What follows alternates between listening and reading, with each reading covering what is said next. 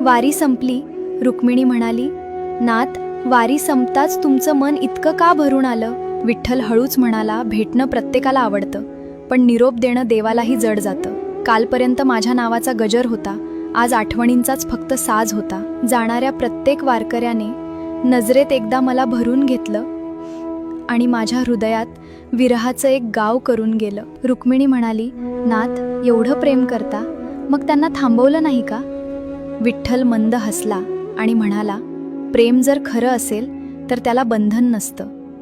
भक्त जर माझा असेल तर त्याला अंतर नसतं. कारण भेटीचा आनंद क्षणभर असतो, विरहाची वेदना जन्मभर असते. भक्त घरी परततात खरे, पण माझी वाट मात्र त्यांच्याच पावलांवर असते. विठ्ठल आकाशाकडे पाहत म्हणाला, पुढच्या आषाढाची मी वाट पाहीन, प्रत्येक अश्रूची फुलं करीन.